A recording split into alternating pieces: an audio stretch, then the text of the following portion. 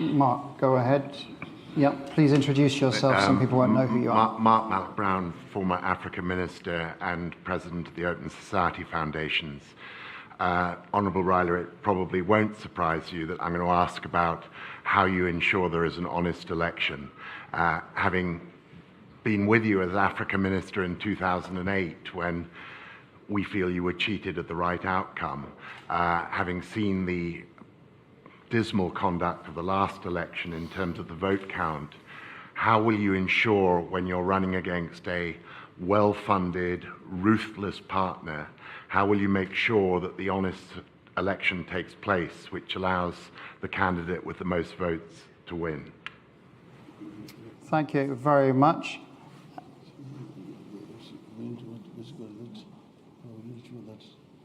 How will you ensure that that you will win in a fair way, given the complexities of Kenyan politics?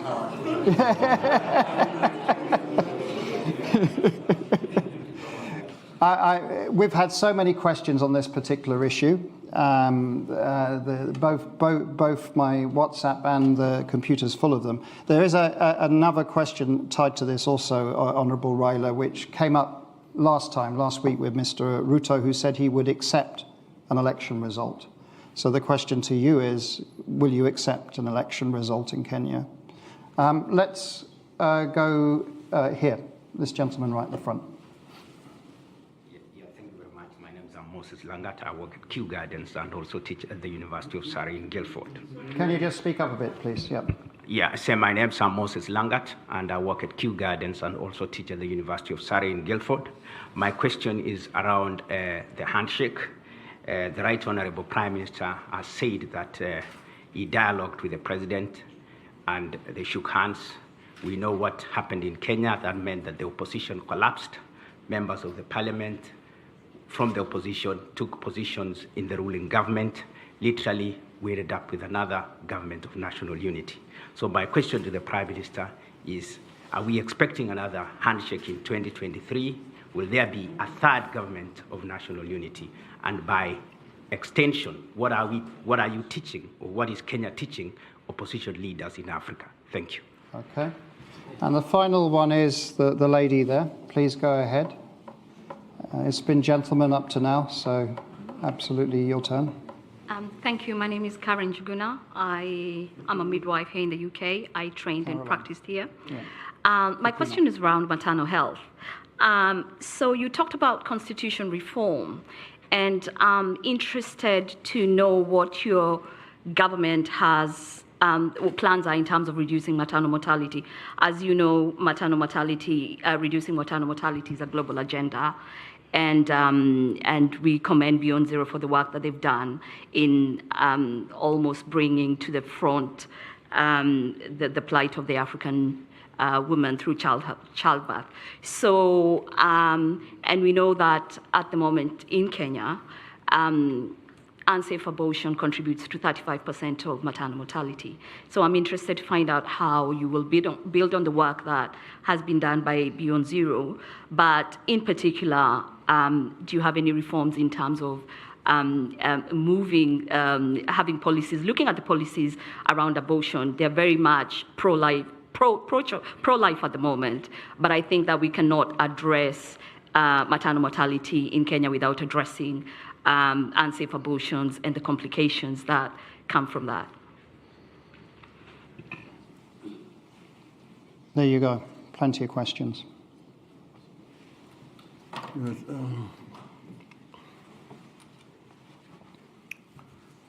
to answer my friend of the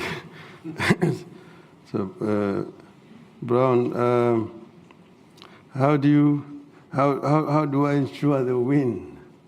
He knows how me and him have been agonized, particularly in 2007, when what was not expected to happen happened. It has been a long road, as you know. Following the 2007 Bush elections, because Kenya paid a very heavy price in terms of loss of life that resulted. And we had said that never again will that happen. Unfortunately, the subsequent experiences have not been very much different. We set up a team at that time, the Kriegler Commission, to investigate what happened. And they came up and said that one of the reasons was the manual transmission of results, which enabled the people to interfere with the outcome, and recommended that Kenyans should go electronic. Unfortunately, the results with this have not been very pleasant. Remember what happened in 2013, and we contested the outcome at that time. We went to the Supreme Court, unlike in 2007, when we did not have confidence in the Supreme Court. At this time, we went, but then because we did not get evidence in time, by the time we were able to compile our evidence, we said that we were time-barred, and therefore our evidence was dismissed. And then the Supreme Court went on to say we lost elections. And we said we did not agree with the Supreme Court ruling, but we generally accepted because we respected the Supreme Court and urged our supporters not to involve in any kind of violence or demonstrations. So we then resigned ourselves to our role as an opposition and waited for the next time. And then the next time came in 2017. Again, we had a similar experience and went back again to the Supreme Court. This time, the Supreme Court agreed with us and nullified the presidential elections. Unfortunately, the Electoral Commission was not able to guarantee that the repeat elections were going to be different from the other ones. That's why we boycotted the repeat elections that time. We are hoping that this will not happen this time around, but we are, of course, monitoring the Electoral Commission, and we have actually pointed out areas of our concern that we want them to address to ensure that the process is free and fair. And we have actually said that if this is free and fair, and we win or we lose fairly, we will accept the result either way, so long as it's free and fair. Then Moses is talking about that the handshake basically destroyed the opposition. I just want it to be understood properly that the handshake came as a result of the crisis that was in the country at that time. The Supreme Court had nullified the elections. We had demanded that the playing field be leveled before we participated. That was not done. In the end, of course, we called for a boycott of the repeat, and the turnout was, of course, very, very low. But then they went on to now swear the president on its own, which angered our people. We called for boycotts of certain products in the country. We also called for positive action, that is demonstrations, peaceful demonstrations, which were taking place on a weekly basis. This, of course, was causing clashes between our support, and a lot of lives were being lost. There was a time when we went to a place called Ligindogo with 38 coffins of victims of bullet shots by the police. At that time, we went to the mortuary and we got 27 corpses, again, victims of the police brutality. Quite a number of our people were in hospitals, in different hospitals in the country with bullet wounds. So it was causing a lot of losses of lives, pain, and also to the economy because the demonstrations were basically disrupting the business. Now some of our people have said, we basically declare our sovereignty and run our affairs. In the midst of this, because people, we had accessed the real results of the elections, we did the swearing in. And so now you are the president and the people's president. And people said, let us now take all the portraits of President Kenyatta in all the public buildings, in our strongholds, keep them somewhere, touch them, and declare our sovereignty and begin to collect taxes and run our affairs. On the other hand, the supporters of Mr. Kenyatta went and told him, what Mr. Odinga has done is treason. Let's arrest him, charge him with treason, take him to committee, and hang him so that peace comes back to the country. Both ways, Mr. Kenyatta refused, and I also refused. It is under those circumstances that we agreed to meet and to dialogue. And it took a very long time until we basically agreed that Kenya was bigger and more important to both of us.